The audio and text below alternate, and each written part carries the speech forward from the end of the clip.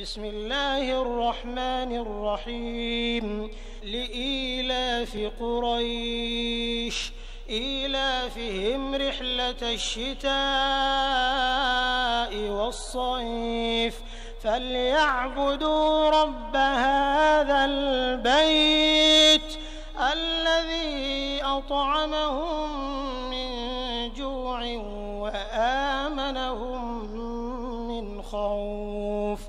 بسم الله الرحمن الرحيم إنا أعطيناك الكوثر فصل لربك وانحر إن شانئك هو الأبتر.